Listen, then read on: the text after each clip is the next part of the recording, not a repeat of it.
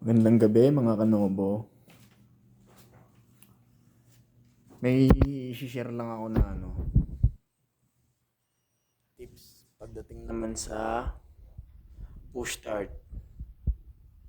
Push start problem naman tayo mga kanobo. Sabihan ko kayo ng hint about sa push start. Kapag ang senaryo is sabihin na natin na bago yung battery nyo, tapos bago din yung Bendix nyo, yung repair kit, or sabihin na rin natin bago yung buong Bendix assembly nyo. Diba? Sabihin na natin na ganun. Bago yung battery, bago yung Bendix. Tapos sabihin na rin natin bago yung starter motor nyo. Okay? Bago yung tatlo na yon, okay naman yung relay. May response, no?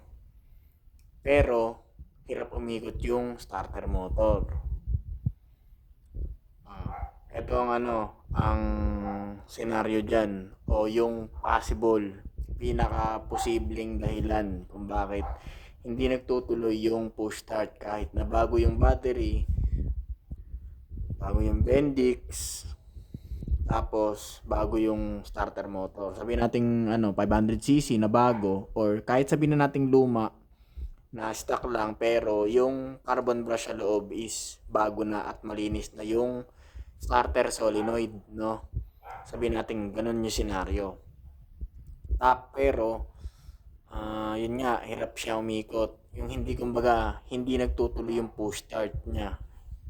May redondo lang pero hindi nagtutuloy, no? Okay. Ang tips ko dyan sa inyo, pinaka-cause niya is yung mga terminals. Ito, sandali yung mga terminal. Ito, dito sa negative, sa dito sa battery, yung mga terminals. Tapos sa starter relay, yung terminal na yung mga no? Ayan ang cause, no? Bigyan ko na kayo ng hint para hindi kayo na problema sa push start problem nyo. No? Ayun lang yun, wala nang iba mga kanobo. Naka full wave na kayo, naka full wave, naka big starter, big battery na, no? Tapos yung Bendix nyo bago na rin, tapos ganun pa rin, no? Hindi nagtutuloy yung push start. So wala kayong ibang cause kundi itong mga terminal lang. Possible na hindi na umido. Hindi na umido. Possible na umido na siya. Yun lang yun.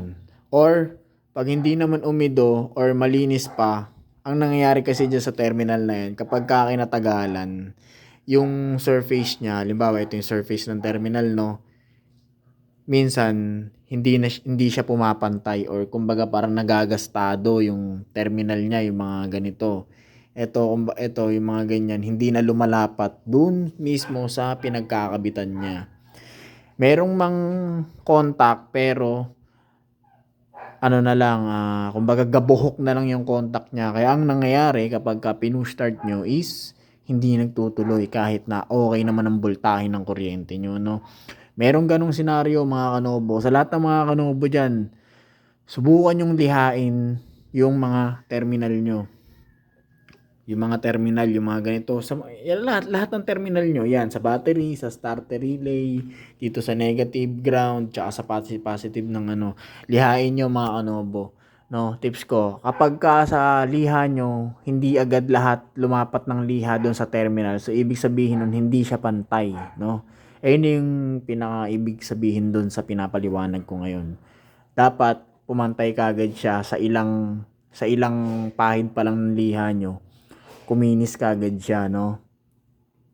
Pag kuminis kagad, ibig sabihin, pantay. Pero kapag nakailang kuskus na kayo at hindi nyo pa rin napapakinis yung buong surface nung terminal na nililihan nyo, ibig sabihin nun, hindi na siya lapat doon sa pinagkakabitan nyo. Halimbawa, dito, pinagkakabitan nyo, no, hindi na siya lapat, or kahit dito, hindi na siya lapat. Kaya ang nangyayari, yung current is konti lang yung naisusupply niyang bato papunta rito sa starter motor.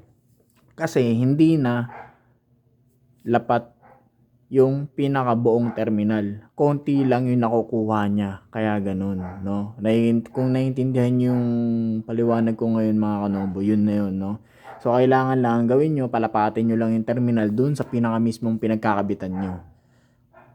No, sa pinakamismong output, yun na lang, yung terminal. Kailangan lumapat doon sa pinakamismong output. Minsan yung output kailangan din lihain yan kasi minsan pumapakat din yan mga kanobo, no? Kasi halimbawa dito sa battery, ito kasi tingga lang naman to mga kanobo, no? So syempre sa higpit minsan ng tornilyo, minsan nagkakaroon ng this deforming, ganun. Yun lang naman mga kanobo ang share ko sa inyo ngayon mga kanobo. Peace out.